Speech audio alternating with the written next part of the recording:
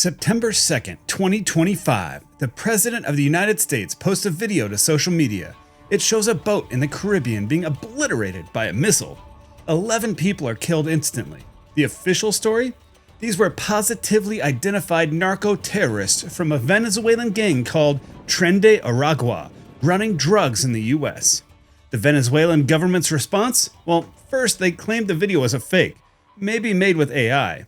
Then, they said the attack never happened at all. Finally, they called it an extrajudicial murder. Meanwhile, in a small Venezuelan coastal town, families began to mourn 11 of their sons, fishermen who had gone out to sea and never came back. So what's going on here? How did we get from diplomatic squabbles to kinetic strikes in the Caribbean? This isn't just another chapter in the long, messy history between the US and Venezuela. This is something new, something dangerous. This is the story of how the war on drugs got a military upgrade, and how a boat full of men became the first casualty of a new, undeclared war. To understand how we got here, you have to understand that the US and Venezuela weren't always at each other's throats. For most of the 20th century, there were, well, friends is a strong word. Let's call them partners of convenience. Venezuela has the largest proven oil reserves on the planet, and for decades, the US was its biggest customer. It was a simple, transactional relationship.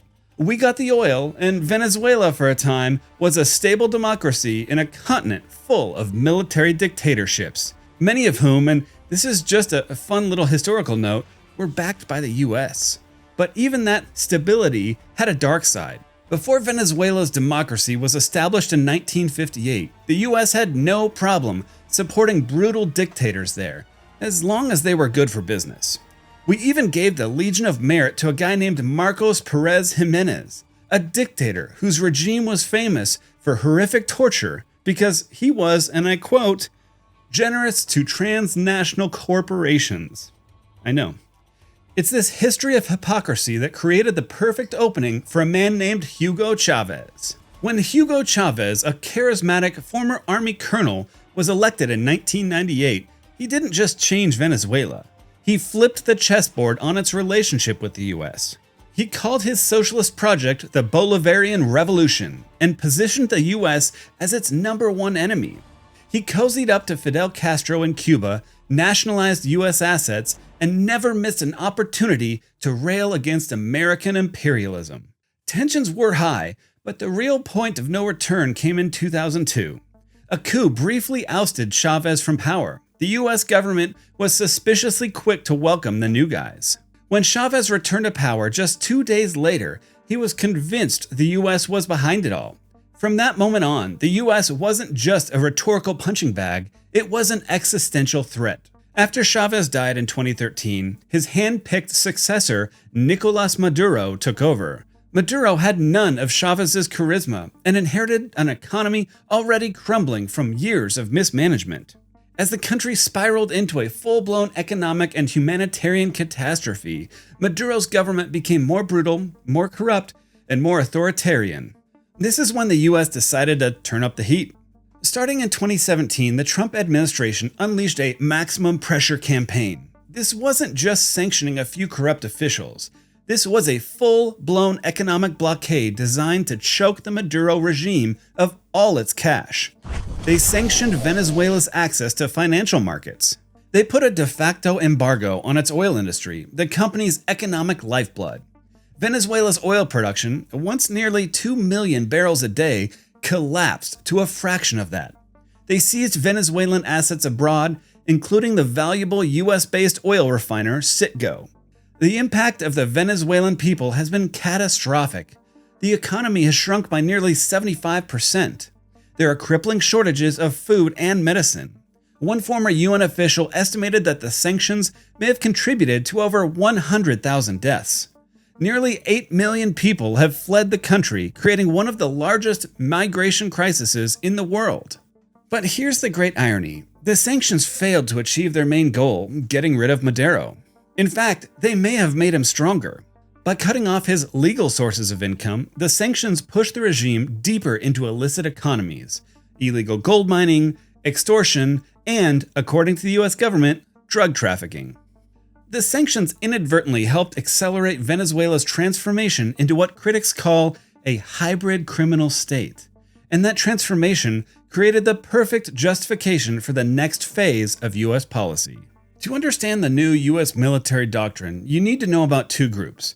First, the Cartel de los Soles, or the Cartel of the Suns. The name comes from the sun insignias on the military uniforms of the Venezuelan generals. The US Department of Justice claims this is a massive narco-terrorist organization headed by Nicolas Maduro himself. But here's where it gets weird. Many experts, researchers, and even the UN's own Drug and Crime Office seem to have misplaced the file on this super cartel. Some call it a mythical entity, a media construction, whose main purpose is to label Venezuela a narco-state and justify intervention. It's not a structured cartel like in Mexico, they argue, but a loose, disorganized network of corrupt officials cashing in where they can. Then there's Tren de Aragua, and this group is very, very real. Born in a Venezuelan prison, Tren de Aragua has exploded into a brutal transnational gang with a presence across Latin America and now in the US. They are deeply involved in human trafficking, extortion, kidnapping, and murder. Their expansion has been fueled by the very migration crisis that US sanctions helped accelerate. The White House narrative is that Tren de Aragua is essentially a proxy arm for the Maduro regime, sent to deliberately flood the US with crime and drugs. There's only one problem with that narrative. The US intelligence community doesn't agree. Declassified reports have concluded that while Maduro's corrupt government creates a permissive environment for the gang to operate, the regime probably does not have a policy of cooperating with them, and is not directing their operations in the US. It's a pretty big contradiction, but the contradiction hasn't stopped the administration from building its entire new military strategy around it. For decades, the US war on drugs in the Caribbean was a law enforcement mission. The Coast Guard would interdict a drug boat, seize the cargo, and arrest the crew. That policy is now dead. In September 2025, Secretary of State Marco Rubio laid out the new doctrine with chilling clarity. He said interdiction doesn't work. And then he said this: what will stop them is when you blow them up. Instead of interdicting it, on the president's orders, we blew it up, and it'll happen again. This is a radical shift from law enforcement to open combat.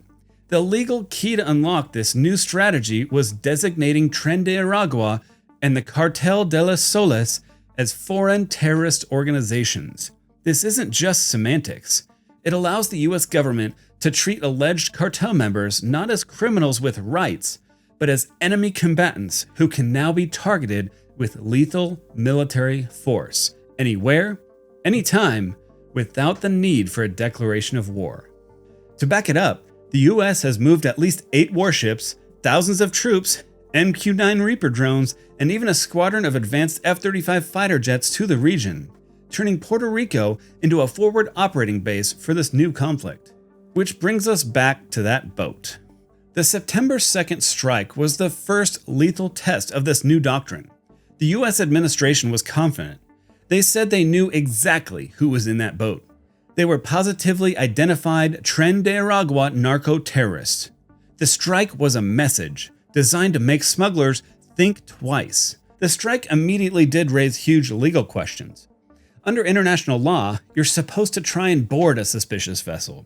You can only use lethal force in clear self-defense, which the administration never claimed. While the Pentagon is deploying fighter jets and framing Venezuela as a narco-terrorist threat requiring military action, another part of the US government, the Department of Homeland Security, recently decided to revoke temporary protected status for hundreds of thousands of Venezuelans. Their justification? That conditions in Venezuela have improved enough for them to be safely returned. Although I must add, maybe we just want to make people forge their own country to deal with their own problems instead of giving up on it and coming back here. We are a country of opportunity, but at the same time, you cannot flee your country because of issues there. Come here and bring them here with you. This new doctrine of blowing up boats creates a dangerous conflict trap. Each U.S. action demands a response from Maduro, which the U.S. will see as a provocation, justifying the next strike. We're already seeing Venezuelan fighter jets buzzing U.S. warships. One miscalculation, one mistake could ignite a much larger conflict. The line between fighting crime and fighting a war has been deliberately blurred. And in the waters of the Caribbean, a new, undeclared, and unpredictable conflict has just begun.